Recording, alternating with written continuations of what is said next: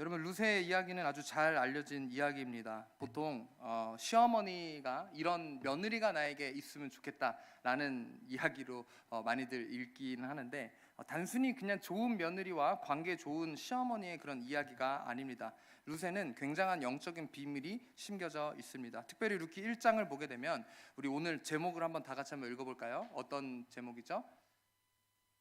같이 한번 크게 읽겠습니다. 시작. 고통을 감사로 바꾸시는 하나님. 고통 가운데 있었던 그들. 나옴이라는 이름 자체가 어떤 슬픔이라는 이름이거든요. 근데 그런 이름을 갖고 있었던 그들이 그 고통을 기쁨과 감사로 바꿔주시는 하나님에 대한 놀라운 역사가 담겨져 있는 것이 루키의 내용입니다. 근데 이 루시 시작할 때에 1장 1절에 보게 되면 첫 시작을 이렇게 시작하고 있습니다. 사사들이 치리하던 때에. 이것을 보면 우리가 알 수 있는 것은 무엇입니까? 이 루시 쓰여졌었던 시대적 배경이 사사시대라는 것을 알 수 있습니다. 근데 우리 사사기를 보면서 사사시대의 특징에 대해서 말씀을 드렸는데, 사사기가 마무리되면서 가장 사사기 마지막 장 마지막 절인 21장 25절에 되면 보면 이렇게 이야기하고 있습니다. 사사기 21장 25절. 그때 이스라엘에 왕이 없으므로 사람이 각기 자기 소견에 옳은 대로 행하였더라 라고 이야기하고 있습니다. 쉽게 이야기하면 자기 마음대로 행했다라는 거죠. 그러니까 왕이 있으면 왕의 명령을 따랐을 텐데, 왕의 명령이 아닌 그냥 자기가 하고 싶은 대로 하면서 살았던 것을 우리가 알 수 있습니다. 그래서 사사시대의 사람들이 어떻게 했습니까?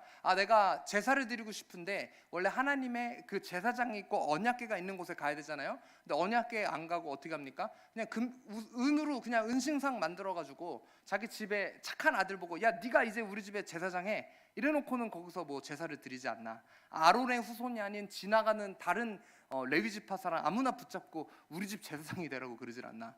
오죽하면 사사시대에 언약궤가 등장하는 게 딱 한 번 나온다고 말씀드렸죠. 거기에 이 사람들이 끔찍한 일을 당하고 전쟁을 치르기 전에 딱 한 번 하나님 앞에 나아가는 모습.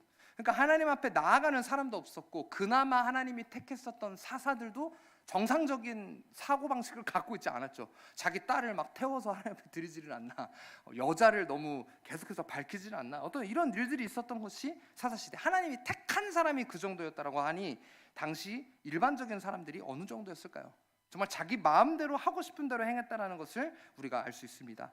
이런 배경에서 시작된 것이 바로 오늘의 루키라는 것이죠. 우리가 알 수 있는 사실이 무엇입니까? 바로 이 루세 때에도 사람들이 하나님의 뜻이 아닌 자기 마음대로, 자기 생각에 옳은 대로 결정하고, 자기 보고 판단하고, 자기가 하고 싶은 대로 하면서 살았다라는 거예요. 그런데 바로 그때 이스라엘에 어떤 일이 일어났다고 이야기합니까? 1절에 사사들이 치리하던 때에 그 땅에 흉년이 들었다라고 이야기하고 있습니다. 흉년이 들었다는 것은 어떤 것을 의미합니까? 먹을 것이 많이 없어졌다는 것을 의미하죠. 소산이 많이 거쳐지지 않았다는 것을 의미합니다. 이런 상황 가운데 등장하는 한 인물이 있습니다. 바로 유다 베들레헴에 살고 있었던 엘리멜렉이라는 사람이 등장합니다. 그는 이 이스라엘에 흉년이 드니까 어떻게 했다고 이야기하죠? 1절에 모압 지방에 가서 아내하고 아들을 데리고 거류했다라고 이야기하고 있습니다. 그런데 이 똑같은 말을 2절에서 또 해요. 2절 보게 되면 그 사람의 이름은 엘리멜렉이요, 그의 아내 이름은 나오미요, 그의 두 아들의 이름은 말론과 기륜이니 유다 베들레헴 에브라 사람들이더라. 그들이 모압 지방에 들어가서 거기 살더니. 그러니까 이 사람들이 유다 베들레헴 사람인데 원래는 모압 지방에 온 가족을 데리고 갔다. 흉년의 때에 흉년을 피하러 다른 이스라엘 땅으로 간 것도 아니고 모압 지방, 이방 땅으로 피해 갔다라는 것을 두 번이나 반복해서 강조하면서 이야기하고 있습니다.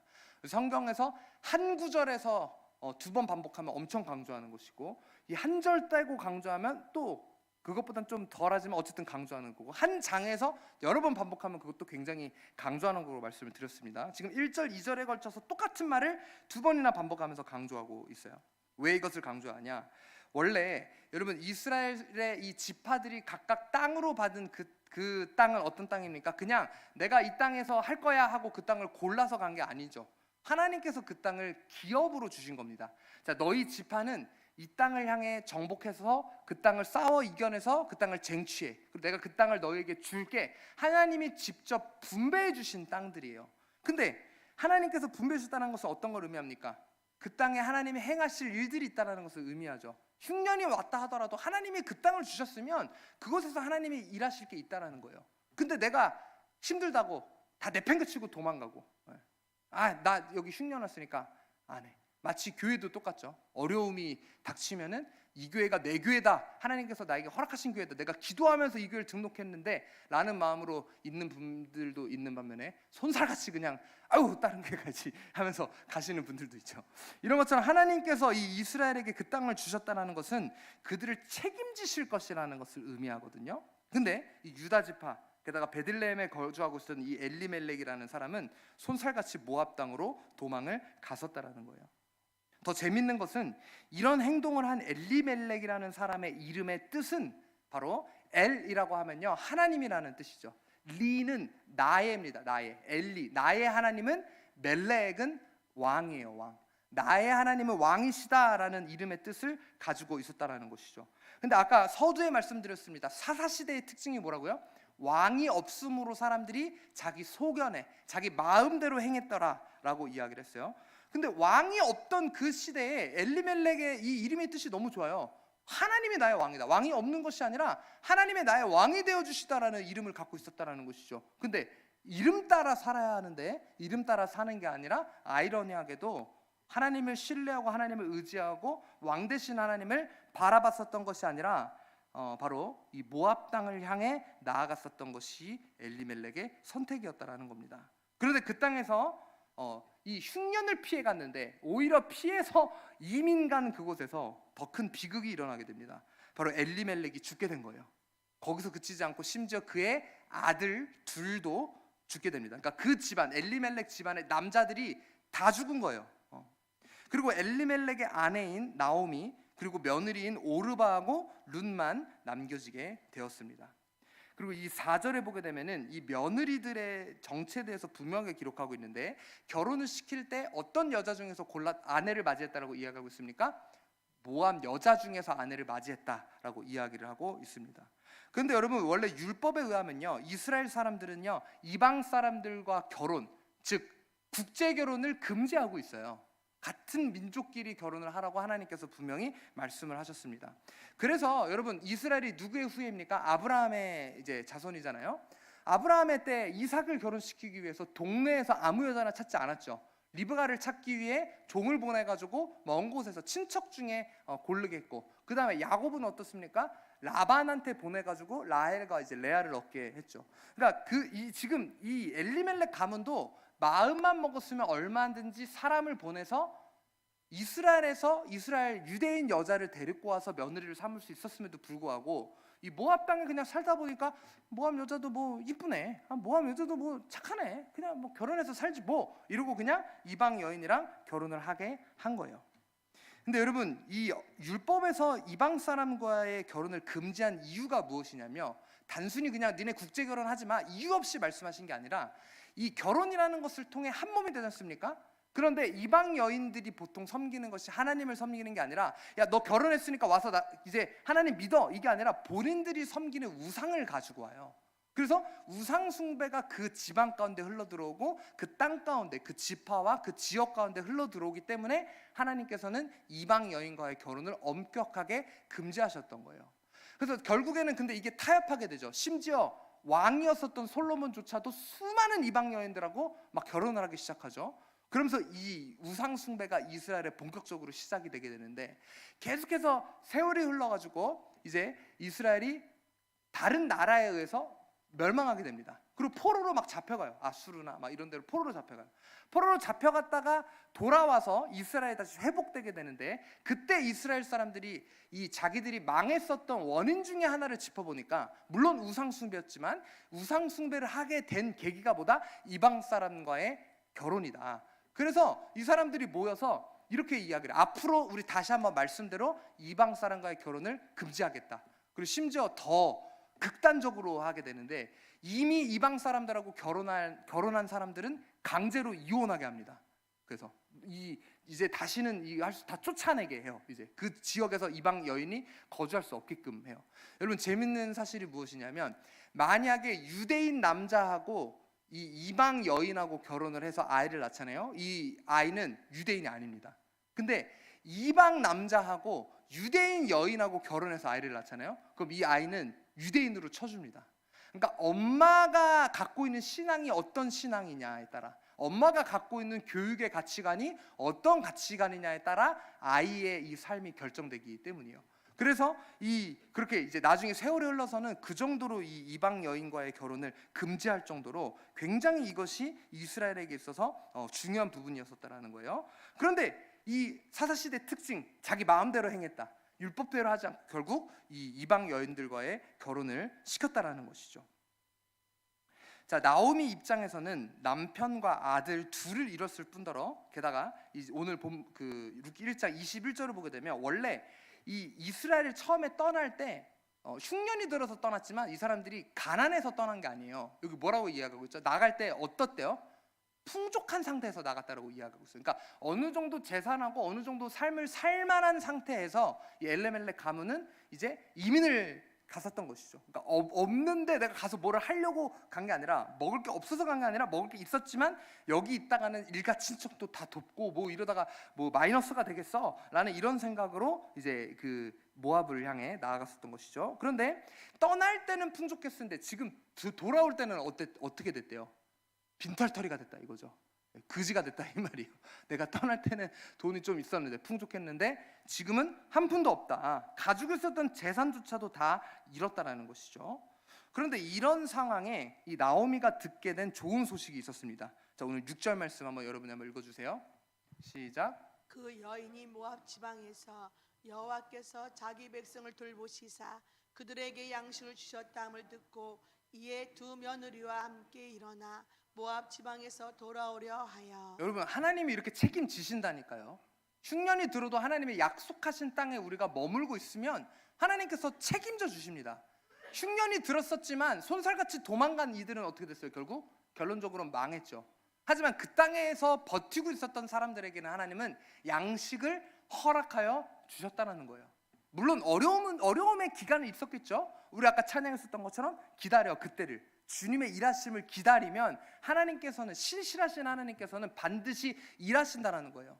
그래서 이 소식을 듣게 된 거예요. 아이고, 우리 고향에는 결국 하나님께서 새 일을 행하셨구나, 양식을 이 흉년 가운데 공급해 주시고 나라가 회복이 됐구나 라는 이 소식을 듣게 됐다는 겁니다. 그래서 처음에 이 나오미는요, 며느리들과 함께 이 고향 유다 베들레헴으로 돌아가려고 그런 생각을 하게 됩니다. 근데 가만히 생각해 보니까 자기는 가더라도 며느리들은 뭐요? 이제 남편도 없고 게다가 이스라엘 사람도 아니고 모압 여인들인데 굳이 자신과 함께 고향으로 돌아갈 이유가 없다라고 생각이 든 거예요. 그래가지고 그 며느리들한테 각자의 고향으로 돌아가라고 말합니다. 너네는 이제 너네 고향으로 가. 나와 함께 가서 너희가 뭘 하려고 하니? 이 말을 들었을 때 이 착한 며느리들은 이렇게 대답합니다. 10절 읽어주세요. 시작. 나오미에게 이르되 아니니이다. 우리는 어머니와 함께 어머니의 백성에게로 돌아가겠나이다 하는지라. 얼마나 착합니까? 야, 너희 나랑 가서 뭐 할래? 그때 니네 돌아가라 라고 이야기할 때 아닙니다 어머니 나이도 이제 있고 하신데 혼자 어떻게 가시겠습니까? 저희가 어머니와 함께 그 어머니의 고향으로 가겠습니다 라고 이렇게 말하고 있는 것이죠. 근데 이 말을 들은 나오미가 이렇게 이야기해요. 13절 말씀. 너희가 어찌 그들이 자라기를 기다리겠습니까? 그러니까 니네 이제 내가 지금 아들도 더 없고 설령 내가 재혼해가지고 아들을 낳는다 하더라도 너네가 어찌 기다리겠으며 남편 없이 지나겠다고 결심하겠느냐. 내 딸들아, 그렇지 아니하리라. 여호와의 손이 나를 치셨으므로 나는 너희로 말미암아 더욱 마음이 아프도다 하매. 지금 나오미가 바라보고 있는 자신의 상황의 원인이 뭐라고 보는 거예요? 하나님이 자신을 징벌하셨다고 보고 있는 거죠. 여호와의 손이 자신을 쳤다라고 보고 있는 거예요. 근데 지금 이 오르바하고 룻은요, 모압 여인이었긴 했어도 지금 어떤 집안에 시집 왔어요? 이스라엘 집안, 유대인 집안에 시집 왔잖아요. 그래서 이들이 믿는 하나님에 대해서 어깨너머로 많이 듣고 아마 알고 있었을 거예요. 그 신이 얼마나 위대한 신인지, 과거에 어떤 일을 행했는지 아마 들어서 익히 알고 있었을 것 같습니다. 그리고 자신들의 이 모압과의 어떤 전투에서 역대 전력을 보더라도 하나님이 그 이스라엘 가운데 행하셨던 그 일들을 아마 이들이 알고 있었을 거예요. 그런데 그 하나님이, 이스라엘의 하나님이 자기 시어머니를 쳤대는데, 그거 지금 저주받은 거잖아요. 그럼 자기가 따라가서 뭘 해요? 이런 생각이 이제 들었었던 것 같아요. 이 말을 듣고 나서 이 오르바하고 룻의 선택이 갈리게 됩니다. 자, 14절 말씀 한번 띄워주세요. 이 말을 듣고 나자마자 이들이 소리를 높여서 웁니다. 너무 안타까운 거죠. 그러면서 이렇게 얘기합니다. 오르바는 그의 시어머니에게 입맞추되 룻은 그를 붙쫓았더라. 붙쫓았다라는 말은 곁을 떠나지 않고 그를 붙들고 쫓아갔다, 따라갔다라는 그런 의미입니다. 한 사람은 그 말을 듣고 하나님으로부터 징벌을 받았는데 내가 왜 따라가나 라는 생각에 자기 고향으로 돌아가고, 한 사람은 그럼에도 불구하고 시어머니를 붙잡았다라는 것이죠. 그리고 이 두 여인의 선택으로 인해서 그들의 인생이 완전히 바뀌게 됩니다. 여러분, 성경에는 이런 경우가 많아요. 한 선택에 따라서 삶이 갈린 많은 사람들이 있습니다. 창세기에 보게 되면 어떻습니까? 우리 하와의 선악과를 먹는 선택으로 인해서 엄청난 그런 결과를 낳게 됐죠. 그 다음에 가인과 아벨 어떻습니까? 제사를 드리는데 결국 그들의 먹은 마음가짐에 따라서 아벨의 제사는 받으셨지만 가인의 제사는 받지 아니하셨죠. 또 이후에 세월이 흘러서 어떻습니까? 야곱과 에서 팥죽 하나에 장자권을 팔아 넘기는 선택을 하게 되고, 또 아브라함하고 우리 그 조카 롯이 같이 막 다니고 있는데 재산이 막 많아진 거예요. 양도 많아지고. 그래서 아브라함이 야, 이제 우리가 어쩌면 나뉠 때가 된 것 같구나. 너가 갈 때 골라. 이러고 눈을 들어서 딱 보니까 롯이 이제 딱 봤더니 어떤 땅이 막 그 비옥하고 강도 막 흐르고 너무 좋아 보이는 거예요. 그 땅이 어디였죠? 롯이 어디를 향해 나아가는지 전혀 처음 들으세요? 네, 소돔과 고모라였죠. 근데 결국 소돔과 고모라 어떻게 됩니까? 유황불 맞아가지고 다 그냥 멸망해 버리잖아요. 거기서 열심히 자기가 갖고 있었던 것조차 다 빈털터리가 되지 않습니까? 심지어 나올 때도 하나님이 아브라함의 믿음 때문에 그의 조카 이 롯을 구하러 들어가는데 천사가 데리고 나올 때 이야기하죠. 절대 뒤돌아보지 마라. 너가 가졌었던 거 뒤돌아보지 말고 미련 없이 다 나오라 라고 이야기하는데, 롯은 뒤 안 돌아보고 나아가는데 롯의 아내는 뒤돌아봐가지고 결국 어떻게 됩니까? 소금 기둥으로 바뀌게 되잖아요. 이런 선택 하나하나. 또 나중에 세월이 흘러서 이스라엘의 하나님이 이 왕이 없는 이스라엘에 그 하나님의 성령을 충만한 한 겸손한 사람을 왕으로 택합니다. 그게 누굽니까? 사울이죠. 사울에 대한 묘사를 보면요, 그네가 외모만 준수했다고 나오는 게 아니라 굉장히 성령에 충만하였었다라는 표현이 여러 번, 하나님의 영에 충만했었다라는 표현이 여러 번 등장하게 됩니다. 그런데 그런 사울이 나중에 어떻게 됩니까? 질투에 휩싸이고 열등감에 휩싸여가지고 하나님의 영에 충만한 게 아니라 이제는 악령을 받게 되죠. 악신이 들리게 돼요. 그리고 그 이후에도 그 다윗을 통하여서 악신이 떠나가게 되는데, 그럼 다시 성령 충만할 기회를 하나님이 주세요. 그 이후에 악신이 들렸던 이후에도 이 그 라마나읒이라는 곳에 방문했을 때 사울이 다시 하나님의 영에 충만하여서 옷을 벗었더니 하나님의 영에 충만해서 예언하는 장면이 나오거든요. 근데 그 뒤에 어떻게 됩니까? 또 다시 그 옷을 주워 입고 악령에 다시 영향을 받게 돼요. 결국 사울을 하나님께서 패하시고 다윗을 택하시게 되죠. 다윗은 도망다니는 내내 하나님을 저주하고 원망하면서 이런, 왜 나에게 기름 부어가지고 이런 힘든 일을 하게 합니까? 이럽니까? 때로는 하나님을 향한 어떤 시편을 읽게 되면 조금 불만이 나오긴 하지만 그래도 신실하신 하나님을 믿고 의지한 선택을 했기 때문에 하나님께서는 다윗을 택하셔서 놀라운 일을 이루시지 않습니까? 이런 것처럼 한 선택에 따라서 삶이 갈리게 되는 수많은 사건들이 성경에 등장하게 되는 거예요. 오늘 오르바와 룻도 마찬가지입니다. 그들의 이 똑같은 얘기를 들었어요. 시어머니가 고향에 돌아간다는 얘기, 하나님께 어쩌면 내가 저주를 받고 있다라는 얘기, 그래서 너희들도 돌아가라는 이 얘기를 들었을 때 그들의 선택이 갈렸다라는 겁니다. 오르바는 어떤 선택을 했습니까? 돌아갔습니다. 근데 돌아가기 직전에 처음에 너네 가라라고 했을 때 이 며느리들이 거절했어. 근데 오르바의 고백과 룻의 고백이 달라요. 자, 10절 말씀 한번 보여주세요. 이 뒤에 룻의 고백이 나오기 때문에 이 10절에서 나오는 이 고백을 우리는 이 오르바의 고백으로 볼 수 있습니다. 나오미한테 말할 때 나오미에게 이르되 아니니이다. 우리는 어머니와 함께 어머니의 백성에게로 돌아가겠나이다. 그러니까 어머니가 속한 어머니의 그 친척, 일가 친척, 어머니의 민족에게로 가겠다. 이것이 오르바가 가졌었던 처음에 생각이었었다라는 것이죠. 근데 룻의 고백은 조금 달라요. 16절 말씀 여러분 한번 읽어주세요. 시작. 룻이 이르되 내게 어머니를 떠나며 어머니를 따르지 말고 돌아가라. 강건하지 마옵소서. 어머니께서 가시는 곳에 나도 가고 어머니께서 머무시는 곳에서 나도 머물겠나이다. 어머니의 백성이 나의 백성이 되고 어머니의 하나님이 나의 하나님이 되시리니.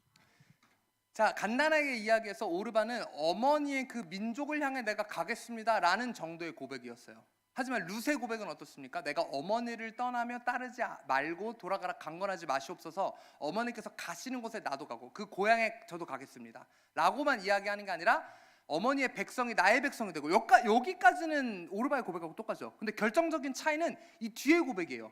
어머니의 하나님이 나의 하나님이 되시리니. 오르바는 자신의 민족에게로 돌아갔어요. 모압에 돌아가서 모압이 섬기는 그 신들을 향해 나아갔습니다. 하지만 룻은 이 유대 집안에 시집 와서 이방 여인으로서 그들이 섬기는 하나님에 대해서 들었고, 또 어쩌면 저주를 받고 있는지도 모르는 지금 인상이 어때요? 룻이 지금 갖고 있는 하나님에 대한 인상이 여러분 좋겠어요, 나쁘겠어요? 시아버지 돌아가셨어요. 자기 남편 죽었어요. 시아주버님도 죽었어요. 집안에 온 남자가 씨를 말려버렸어. 근데 여러분, 하나님을 향해 좋은 감정을 가질 수 있겠어요? 하나님 믿겠다고 이야기할 수 있겠어요? 손살같이 내버려 두고 오르바처럼 그냥 나 원래 믿던 신 믿을랜다 하고 갈지도 모르겠죠. 그런데 그게 아니라 지금 룻은 뭐라고 이야기하고 있다고요? 그럼에도 불구하고 어머니가 믿는 그 하나님 나도 믿겠습니다 라고 고백을 했다라는 거예요. 오르바의 선택은 어떤 선택이었습니까? 15절 말씀 한번 보여주세요. 결국 떠나고 나서 이렇게 나오미가 이야기합니다. 자, 15절 말씀 같이 큰 소리로 읽습니다. 시작. 나오미가 또 이르되 보라, 내 동서는 그의 백성과 그의 신들에게로 돌아가나니 너도 너의 동서를 따라 돌아가라 하니. 이 오르바가 떠났을 때 나오미가 그냥 네 동서는 고향으로 갔어가 아니라 여기 뭐라고 이야기하고 있어요? 그의 백성과 그의 신들에게로 돌아갔다. 그러니까 하나님을 향해 나아간 게 아니라 이방 신을 향해 나아갔다라고 분명히 그 결과값에 대해서 이야기하고 있다는 거예요. 그래서 너도 네가 믿었었던 그 모압 신한테 너 고향으로 가. 너 원래 네가 믿는 신한테 가라고 이야기를 했을 때 16절에서 룻이 고백하는 게 아닙니다, 어머니. 저는 모압 신을 향해 나아가는 게 아니라 어머니가 믿는 그 하나님을 제가 믿겠습니다라고 고백을 했다라는 것이죠. 그리고 그 선택으로 인해서 엄청난 결과를 낳게 됩니다. 여러분, 오르바는요 세상으로 돌아갔어요. 하지만 룻은 하나님이 나의 삶을 책임지신다라는 그 믿음, 이스라엘이 이야기하는 그 하나님이 선한 하나님이고 신실한 하나님이며 신중의 신이라는 그 마음과 믿음이 룻의 마음 가운데 있었다는 겁니다. 여러분, 그런데 우리가 오르바를 향해서 나쁜 며느리라고 이야기할 수 있을까요? 우리 여기 며느리 두신 우리 어머님들 한번 생각해 보세요. 이런 상황 가운데 그 남편이 죽자마자, 아들이 죽자마자 오르바가 바로 도망갔나요? 나는 이제 자유다, 나 갈래요 어머니, 이러고 그냥 도망갔나요? 끝까지 있었어요. 언제까지? 나오미가 고향으로 돌아간다고 이야기하기 전까지. 어머니가 이 낯선 곳에 외국인으로 혼자 사는데 우리라도 자리를 지켜야지, 이런 생각으로 오르바는 끝까지 같이 했다라는 거예요. 그리고 오르바가 이제 나오미가 결정을 했죠. 내가 내 고향으로 돌아가겠다. 근데 그 결정을 했을 때에도 바로 처음에 오르바가 그럼 저 집에 가겠습니다라고 하지 않고 아닙니다 어머니, 제가 어머니의 그 민족을 향해 저도 같이 가겠습니다라고 이야기를 했잖아요. 그것이 빈말이 아니라 어쩌면 진심이었는지도 몰라요. 그런데 결국 그 뒤에 어머니가 다시 강권하면서 네 고향으로 돌아가, 그리고 내가 어쩌면 하나님으로부터 벌을 받고 있는지도 모르니 그 저주가 너에게 흘러가는 것이 아니라 너는 너의 삶을 살아라고 이야기했을 때 오르바는요 할 만큼 한 거예요. 그런데 이제 더 이상의 어떤 리스크를 감당하고 싶지 않았다라는 것이죠. 어머니가 받고 있는 저주를 왜 나까지 받아야 돼? 나 이 정도면 내 며느리로서의 도리를 다한 거 아닌가? 라는 이런 생각을 하면서 안전을 추구하면서 나아간 거예요. 여러분, 세상적 기준으로는요 오르바의 태도가 지혜로운 태도예요. 그렇지 않아요? 합리적인 선택을 한 거죠. 뭐하러 그런 걸 감안하면서 갑니까? 여러분, 이스라엘 땅에 가면요 이방인을 향한 차별이 너무 심해요. 제가 몇 번 말씀드렸는데 이 히브리어로 외국인이라는 그 단어가 갈렙이거든요. 갈렙. 근데 이 갈렙이라는 단어에 또 사전에 보면 두 번째 뜻이 있어요. 두 번째 뜻이 뭐냐면 개요, 개. 그러니까 개라는 단어하고 외국인이라는 단어랑 똑같은 단어예요. 그리고 이런 개 같은 사람이라고 하면 외국인 같은 사람이라는 말이랑 똑같은 거죠. 그러니까 얼만큼 이 히브리 사람들이 이방인을 멸시했는지 알 수 있다는 것이죠. 그만큼 이 외국인들이 그 땅에서 살아가기가 굉장히 쉽지 않았어요. 이것을 누구보다도 나오미는 잘 알았기 때문에 이 오르바와 자기의 며느린 룻을 향해서 너네들 나라로 가라고 이야기를 했다라는 것이죠. 여러분 생각해 보세요. 우리나라는 어떻습니까? 우리나라 차별 심할까요, 안 심할까요? 네. 우리나라도 차별 심한 편이에요. 우리 혼혈인 까야 형제 어렸을 때 학교에서 친구들이 많이 놀렸었다고, 그래서 좀 힘들었었다고 했었던 얘기를 제가 기억하거든요. 그렇죠? 네. 그리고 우리 최근에 2주 동안 저희가 영어 캠프를 진행했습니다. 그래서 그 영어 캠프를 섬겨주러 미국에서 오셨었던 우리 셰릴 목사님이 이제 내일부터 동두천에서 하는 난민들을 위한 또 캠프를 섬겨주러 가시거든요. 근데 이제 제가 그 캠프를 같이 섬긴 또 다른 목사님하고 만나서 잠깐 교제할 수 있었던 그 시간이 있었는데 뭐라고 이야기를 하시냐면 동두천에 흑인 애들이 사는 마을이 있대요. 근데 그 흑인 애들은 아프리카에서 온 부모님들이 한국에서 난 애들 혹은 어렸을 때 온 애들인데 얘네는 아프리카 말을 할 줄 모른대요. 한국말만 할 줄 알아요. 그리고 보통 그 동두천에서 지내는 그 사람들이 굉장히 좀 어려운 일을 하는 사람들 혹은 좀 몸 파는 직업을 가지신 분들의 자녀들이기 때문에 자기 먹고 살기 바쁜 거야. 애들도 얘네가 왜 태어났는지 약간 좀 그런, 애들도 책임지는 게 아니라 그냥 부모로서의 마음도 아니고 부모들도 아이들을 사랑해주지 못해요. 그리고 이 애들이 그 동네에서 다닐 때 동네 사람들이 아이들을 쳐다볼 때도 굉장히 경멸하는 눈으로 쳐다보고 깜둥이라고 무시하고 함부로 대하고, 근데 거기서 사역하시는 한 목사님이 좀 이런 아이들과 이제 이야기를 하다가 아이들이 태어나서 비행기도 한 번도 못 타봤고요, 바다도 태어나서 한 번도 못 봤다는 얘기를 듣고는 이 제주도를 갈 수 있는 이 금액을 비용을 모아서 아이들을 데리고 제주도를 이제 가기로 한 거예요. 근데 그거마저도 불법 체류자들은 신분증이 없으면 비행기를 못 타요. 그것마저도 신청한 아이들 다 못 가고 신분증이 있는 애들만 해가지고 데리고 제주도를 갔는데 갔다 와서 아이들이 너무 좋아한 거예요. 그래서 이 목사님이 물었다고 합니다. 야, 너네 제주도에서 뭐가 제일 좋았어? 그러면 보통 우리가 생각할 때 비행기 탄 게 너무 신나고 좋았어요. 아니면 야, 바다가 이렇게 생겼다니 이 TV로만 보던 바다를 봐서 너무 좋았어요. 이런 거를 이야기할 줄 알았는데 아이들이 뭐라고 이야기하냐면 저희가 제주도에 가니까 어른들이요, 그 관광객인 줄 알잖아요. 흑인 아이들이 오니까 그 물건을 팔기 위해서 너무 친절하게 대해주잖아요. 어른들이 저희한테 친절하게 대해주고 사랑의 눈빛으로 보는 게 태어나서 처음이라 저희는 그게 너무 좋았어요. 한국 사람들이 저희를 그렇게 친절하게 대해주는 게 태어나서 평생의 처음이에요. 평생 무시당하고 경멸하는 그 눈빛으로 보다가 관광객으로 가니까 좋은 눈빛으로 봐줬다는, 그게 제일 행복했었대요. 여러분 우리나라도 이 정도인데 하물며 수천 년 전에 이 이스라엘 지역에서 이 이방인을 향한 차별이 얼마나 심했을지 한번 상상을 해보십시오. 그 오르바 얼마나 똑똑한 선택한 거예요. 네. 하지만 룻은 그거를 감안하면서도 어머니를 따라 어머니가 믿는 하나님을 믿으며 그 이스라엘 향해 나아가겠다라고 고백을 하고 있었다라는 것이죠. 여러분 이 오르바는 안전을 추구했습니다. 그리고 굉장히 합리적이고 지혜로운 선택을 세상적인 기준으로는 했어요. 그런데 하나님의 입장에서는 이런 것이 항상 좋은 선택은 아니라는 거예요.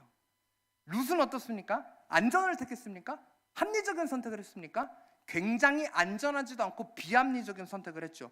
거기 가서 차별받을 게 뻔해요. 그리고 심지어 아까 말씀드렸듯이 율법에 의하면 이방 여인하고 결혼하는 게 금지되어 있는데 결론적으로 나오미는 어떤 며느리를 얻었어요?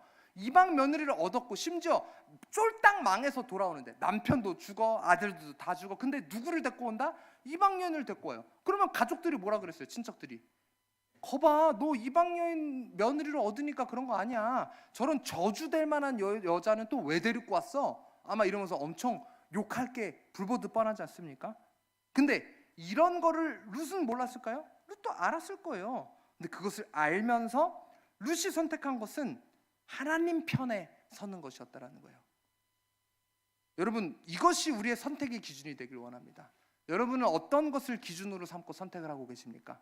그냥 항상 안전을 추구하면서 나아가고 있진 않아요? 이 선택, 내가 이거 하면 망하지는 않겠지.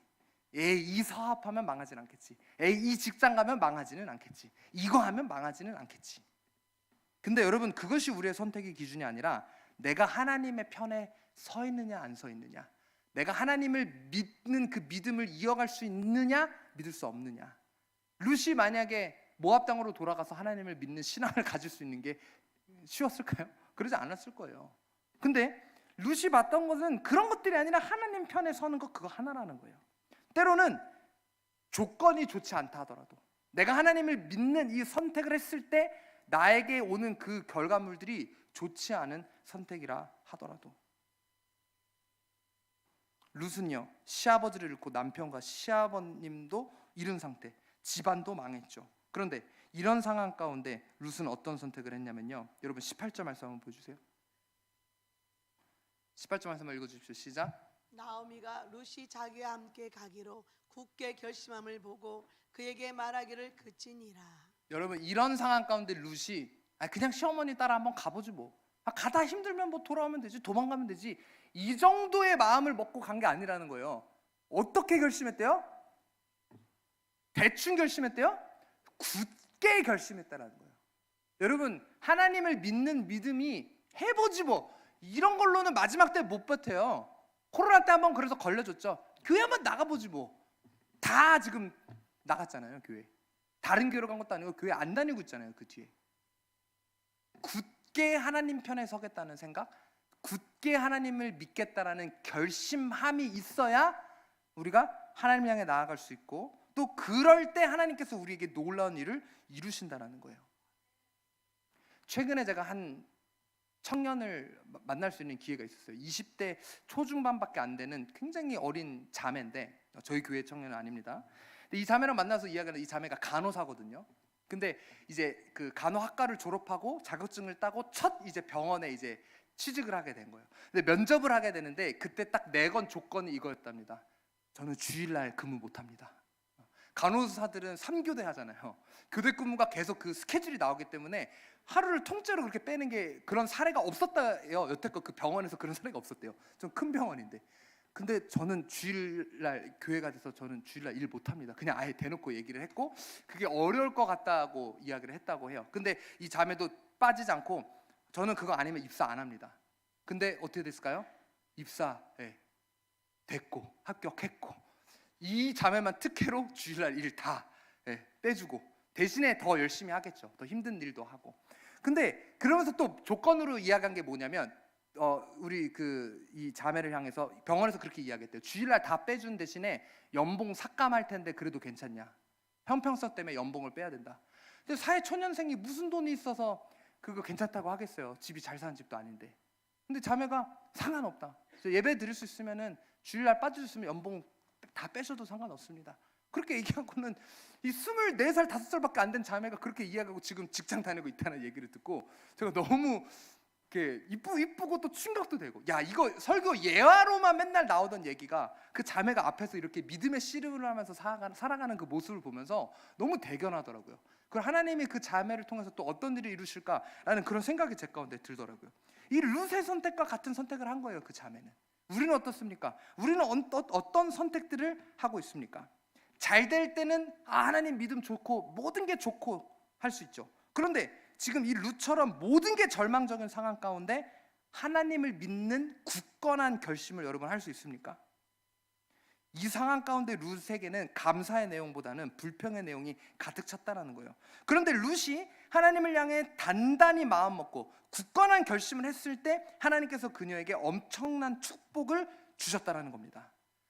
불평의 거리가 가득 찼지만 룻이 하나님을 향해 굳건한 결심을 했을 때 그 불평과 저주를 축복과 감사로 바꿔주셨다는 거예요. 지금 여러분의 삶 가운데는 뭐가 많으세요? 감사의 거리가 많습니까? 아니면 불평할 거리들이 많습니까? 룻은요, 오히려 나오미를 따라가지 않을 이유가 많았어요. 하나님을 믿지 않을 이유가 많았어요. 그래서 13절에서 하나님이 그 시어머니를 치셨다는 말을 듣고 자기의 동서 오르반을 떠났을 때 룻은 그런 절망적인 상황 가운데서도 하나님의 신실하심을 바라보았다라는 겁니다. 여러분, 룻이 유다 지역을 향해 갔을 때 받게 될 엄청난 차별과 모욕과 핍박, 그런 걸 알면서도 룻은 하나님을 믿기로 시어머니를 쫓아가기로 결단을 했다라는 겁니다. 여러분, 오르바의 선택을 하느냐 룻의 선택을 하느냐는 우리의 몫입니다. 세상적인 기준으로 합리적인 선택을 해가면서 소위 우리 젊은 친구들은 안전빵이라고 하거든요. 이걸 하면 안전빵이야. 그 안전빵의 테두리 안에서 머물면서 살아가느냐, 아니면 때로는 하나님을 믿고 내가 신앙생활을 하고 그리스도인으로서 살아간다는 것이 리스크를 감수해야 한다 하더라도 그 선택을 하면서 나아가느냐는 우리의 몫이라는 거예요. 그리고 제가 여러분들한테 이 시간 자신 있게 말씀드릴 수 있는 것은 세상의 기준으로는 그게 미련한 선택이라 하더라도 하나님께서는 그것을 절대 무시하지 않습니다. 우리 하나님은 신실하신 하나님이시고 선하신 하나님이시기 때문에 그 선택 위에 놀라운 축복으로 바꿔주실 것이라는 그 말씀을 여러분에게 자신 있게 제가 드릴 수 있습니다. 고난을 감사로 바꾸시는 하나님, 불평을 기쁨으로 바꾸시는 하나님, 그것이 우리 하나님이기 때문입니다. 여러분, 결국 이 룻의 이야기의 결말을 아시죠? 당시 이 베들레헴에 돌아와서 그 지역의 유지와도 갔었던 보아스라는 사람이 있었죠. 근데 이 보아스, 그 지역의 유지라는 건 뭐예요? 돈도 많고 젊고 능력도 있고 잘생기고, 근데 그런 보아스하고 결혼하고 싶어하는 여자들이 아주 줄을 섰을 거예요. 그런데 보아스가 선택한 게 누굽니까? 다른 좋은 집안의, 돈 많은 집안의 어떤 예쁜 어린 여자가 아니라 흠 있는 여인인 이 과부 룻을 선택하게 되죠. 게다가 흠 있는 여인인 과부, 그냥 흠 있는 과부 정도가 아니라 이방 여인이잖아요.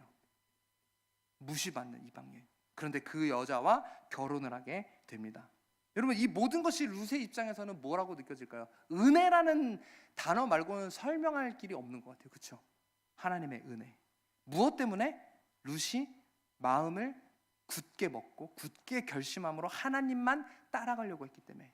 여러분, 룻과 같은 이런 축복을 받기를 원하세요? 마음을 굳건히 먹고 주님만 따라가기로 결심하십시오. 우리가 이렇게 하나님만 따라갈 때 하나님께서 여러 가지 안 좋은 상황들을 분명 축복으로 바꿔주실 것입니다. 불평을 감사의 제목들로 바꿔주실 것입니다. 여러분 인생에 여러분이 겪고 있는 고난과 어려움은 무엇입니까? 여전히 제자리 걸음하면서 허덕이고만 있지 않아요? 하나님을 향한 굳건한 믿음, 맨날 예배 드릴 때 잠깐 몇 분만 먹고 문 밖을 나가면서 잊어버리시지는 않으세요? 내 삶에서는 오르바와 같은 선택만 계속하면서 살아가고 있지는 않습니까? 내 삶 가운데 하나님의 일하심이 필요합니까? 그러면 하나님을 향해 더욱더 나아가야죠. 믿음을 향해 나아가야죠. 왜 이렇게 세상적인 방법으로 헛된 것들, 미련한 것들만을 향해 나아가십니까? 여러분은 여러분이 겪고 있는 어려움 가운데 어떻게 대처하고 계십니까? 하나님만 붙들고 나아가고 계십니까? 룻은 결국 보아스와 결혼해서 아들인 오벳을 낳았습니다. 그리고 오벳은 이새를 낳았죠. 이새는 또 누구를 낳았습니까? 다윗을 낳게 되었습니다. 즉 룻의 증손자가 바로 다윗 왕이에요. 다윗 왕의 증조 할머니가 바로 이 룻이라는 거예요. 여러분, 이게 어떤 의미입니까? 예수님의 족보에 다윗의 그 후손으로 예수님이 오셨잖아요. 근데 그 예수님의 족보, 완벽해야 할 것 같은 예수님의 족보에 이런 흠 많은 여인, 과부죠, 모함 여인이죠, 가진 것도 없죠, 이런 보잘것없는 아줌마가 예수님의 족보에 들게 되었다는 거예요. 룻은 고난 가운데 온전히 하나님만 바라보고 따라가려는 이런 믿음으로 다윗의 계보, 예수님의 계보에 들어가는 축복을 받게 되었습니다. 여러분, 오르바가 그 뒤에 어떻게 되었는지 성경에서는 정확하게 언급을 하고 있지는 않습니다. 그런데 1997년도에 이스라엘에서 한 가지 어떤 문헌이 발견되게 되었어요. 근데 그 문헌에 따르게 되면 이렇게 이해하고 있습니다. 오르바는 모압으로 돌아가서 거인족인 이 르바임의 후예인 블레셋 사람하고 결혼했다고 합니다. 그리고 이스비라고 하는 아들을 낳게 되는데, 또 이스비는 바르실레라는 아들을 낳게 되고, 이 바르실레가 역대 이 성경에서 등장하는 거인 중에 가장 큰 거인을 낳게 되는데, 성경에 등장하는 거인 중에 가장 큰 거인의 이름이 뭐죠? 골리앗입니다. 그러니까 이 오르바의 증손자가 골리앗인 거예요. 골리앗의 증조 할머니가 오르바라는 것이죠. 똑같은 집안의 며느리를 있었던 두 명이, 한 사람은 다윗의 증조 할머니가 되고 한 사람은 골리앗의 증조 할머니가 되었다라는 거예요. 여러분, 이후에 세월이 흘러서 이스라엘에 블레셋이 쳐들어옵니다. 그리고 블레셋의 아주 이 큰 거인인 장수인 골리앗이 등장하면서 이스라엘을 저주하고 하나님을 모욕하죠. 근데 그때 아무 가진 것 없고 보잘것없는 작은 소년일 뿐인 그 다윗이 골리앗 앞에 나아가면서 뭐라고 이야기합니까? 네가 모욕하는 만군의 여호와의 이름으로 내가 너희 앞에 나아간다 라고 이야기하면서 그 물맷돌로 그 거인을 때려 눕혀 승리하지 않습니까? 룻의 이 선택으로 인하여서 그의 손자가 하나님을 모욕하는 이 오르바의 손자를 때려 눕히게 되는 이런 일이 일어나게 되었다라는 거예요. 여러분은 무엇을 바라보고 어디를 향해 나아가고 있습니까? 오늘 말씀 22절 말씀 한번 여러분 읽어주십시오. 시작. 나오미가 모압 지방에서 그의 며느리 모압 여인 룻과 함께 돌아왔는데 그들이 보리 추수 시작할 때에 배를 이르렀더라. 지금 이 룻기에 반복적으로 등장하는 단어는 추수예요. 추수할 때에 베들레헴에 이르게 되고, 추수 때문에 보아스의 밭에 일하게 되고, 추수를 했기 때문에 보아스와 만나게 되고, 추수할 때에 하나님께서는 새 일을 행하신다는 거예요. 여러분, 그리고 지금이 대추수가 일어나기 직전입니다. 마지막 때에 살고 있어요. 여러분, 계속 지금 뉴스를 좀 보세요. 이스라엘에 어떤 일이 일어나는지를 지금 보세요. 정말 날이 가면 갈수록 일어나는 일들이 우리가 마지막 때에 살고 있음을 말해주고 있습니다. 성경에서 동일하게 이야기하는 것이 마지막 때에 또 일어날 것이 무엇이냐? 대추수라는 거예요. 여러분, 이 추수가 시작될 때에 더 이상 우리 가운데 고난이 남아있는 것이 아니라 우리가 룻과 같은 선택을 하게 되면 하나님께서 엄청난 축복을 우리에게 부어주실 거라는 거예요. 여러분은 무엇을 향해 나아가고 있습니까? 무엇을 바라보고 있습니까? 여러분, 저의 삶을 보더라도요, 제가 이 앞에 계신 여러분의 대부분의 여러분보다 짧은 인생을 살았지만 제 삶을 돌아보더라도 크고 작은 여러 어려움과 고난들이 있었고, 지금의 제 삶을 보면요, 지금 이 시점에 저는 인생에서 가장 어려운 시간을 보내고 있어요. 제 삶의 가장 힘든 시기를 보내고 있어요. 그런데 이 시기에 그래도 내가 버티고 하나님 앞에 나아갈 수 있는 것은 이런 하나님을 향한 신뢰 때문이에요. 하나님께서는 반전을 이루실 것이라는 그 신뢰, 우리 선하신 하나님이 이 상황을 이대로 내버려 두지 않으실 거라는 신뢰, 고난을 축복과 기쁨으로 바꿔주실 것이라는 신뢰. 근데 내가 오르바처럼 하면서 이런 걸 바라면 안 되겠죠. 그래서 저는 늘 룻처럼 때로는 상황과 환경이 그렇지 않다 하더라도, 아까 우리 했었던 찬양, 무화과 나뭇잎이 말라요, 감람 나무 열매 없어요, 우리에는 양도 없고 아무것도 없어요, 통장에 잔고가 없어요. 그렇다 하더라도 여호와로 말미암아 즐거워하는 것, 여러분, 그것이 우리가 가져야 할 마음입니다. 그것이 룻의 선택이고 룻의 마음입니다. 우리가 그런 마음을 가질 때 하나님께서는 반전을 이루실 것입니다. 여러분, 언제까지 고난 가운데 허덕이기만 하실 거예요? 언제까지 그러면서 오르바 선택만 하면서 있으실 거냐고요? 오르바의 삶으로 여러분 인생을 마무리하실 겁니까? 오르바가 하나님 몰랐나요? 이제는 우리의 삶 가운데 하나님을 향한 굳건한 결심을 할 때입니다. 이제 우리 삶 가운데 헛된 여러분 세상적인 그런 선택들, 오르바의 선택들, 여러분이 하고 있는 오르바의 선택은 뭡니까? 그 헛된 선택은 뭐예요? 이 시간 성령의 책망하심으로 여러분이 좀 깨닫길 바랍니다. 내 가운데 계속해서 세상의 기준으로 향해 나아가고 있는 그런 헛된 것들, 이제 그 모든 헛된 선택들 내려놓고 룻의 선택으로 하나님 편에 서기 위해, 그것이 우리의 기준이 되길 바랍니다. 마지막으로 우리 이 말씀만 하고 말씀을 마무리하도록 하겠습니다. 우리 예배팀 나와주시겠어요? 누가복음에 보게 되면 한 회당장이 등장하게 됩니다. 근데 이 회당장이 딸이 아파가지고 죽을 병에 걸리게 된 거예요. 그런데 그 상황에서 예수님에 대한 소문을 듣고 예수님 앞에 나아가게 됩니다. 근데 마침 그때에 딸이 죽게 된 거예요. 누가복음 8장 49절.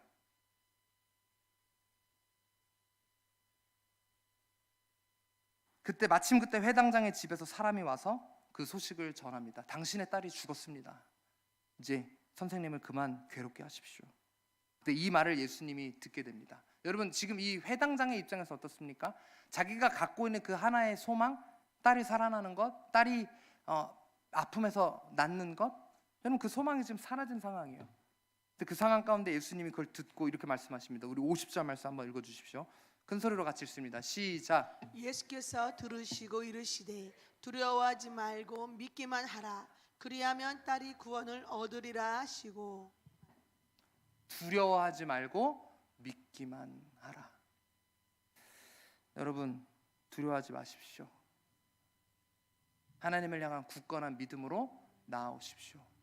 여러분은 어떤 마음으로 나아가고 계십니까? 내 상황과 환경 가운데 모든 소망이 끊어졌다라고 생각될 때 여전히 주님께서 우리에게 말씀하십니다. 두려워하지 말고 믿기만 하라. 여러분, 그 주님 앞에 우리의 믿음을 내어놓기를 원합니다.